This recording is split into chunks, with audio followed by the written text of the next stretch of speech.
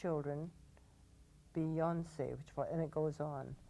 This whole thing is just so hard to believe that it even happened. I mean, you know, we're supposed to be a free country and everything. But now, when you look back at this, I'm sure a lot of people look back at it and they think, you know, we didn't fight back. Are they fighting back now, or is anything being done about it today at all? Yes, and several things have contributed to what's happening today. And most important is the Freedom of Information Act, which released a lot of government documents related to our detention and movement. And it gave those of us who were concerned some ammunition to prove that what the government did was done under false pretenses. They weren't given the full information when important decisions were made. Information was withheld from government agencies so that decisions to move us was very hastily made. But thanks to the Freedom of Information Act, a lot of these papers have come forward, and the details of what happened and transpired in those days really came to light. And to investigate the situation, the Congress and the President appointed a commission to study this total episode.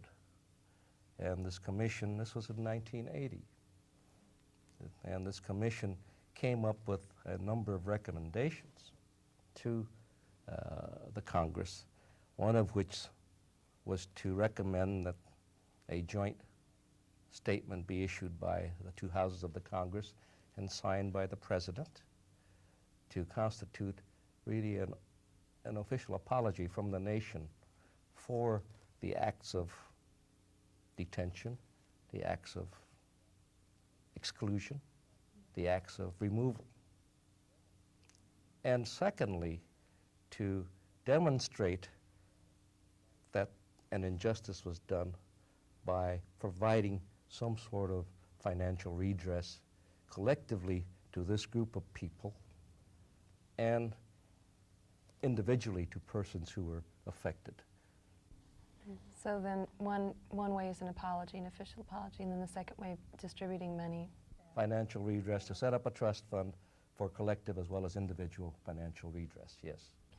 Do you think if this bill ever goes through, the education system will be able to teach it more? Because when I was in school, it was... Well, part of this redress funding was to go for education and research, and some of it will be directed towards providing materials to the school systems. And part of it will go for individual redress, yes. Is there total agreement on the subject of redress? Not absolutely.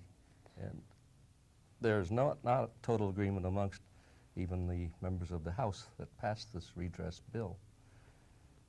And I think it's rightfully so, because there are those who feel that others suffered as a result of the war 40 years ago. Families were broken up, and they got no compensation for it. People were killed. Some were taken prisoners of war. And we too were more or less prisoners of war. But the big difference is that the regular prisoners of war were prisoners of the enemy forces. We were prisoners of our own government. And I think that's the big difference at that point. Today we've had the opportunity to talk to Professor Min Amamiya, Iowa State University in agronomy, and Grace Amamiya, who is active in our community and church work and has given many speeches to Iowa State University education students on the Japanese internment. They are the parents of 2 children, and when I talk to them, I think about that they are not bitter, and yet they must look back and have some idea about some reflections on this time. Well, of course we felt very strongly about it, and I do stand up on my soapbox occasionally. And in closing, I'd just like to say that, yes, we were incarcerated, That's the word to use, I think. But we were charged with no crime, and we were United States citizens. We were not proven guilty in any court of law, but just by the stroke of the pen by the then President Franklin Delano Roosevelt, we were taken away from our homes and put into camps. We were stripped of our freedom and our civil rights as citizens, and also subject to military law without martial law even being declared.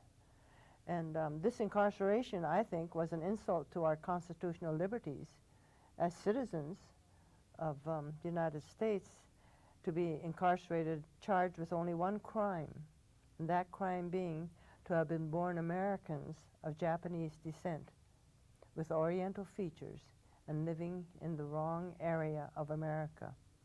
And to me, this is that the Bill of Rights was a mockery. Internment in America? Yes, it can happen. Incarceration in concentration camps in America? Yes, it did happen. But may it never happen again.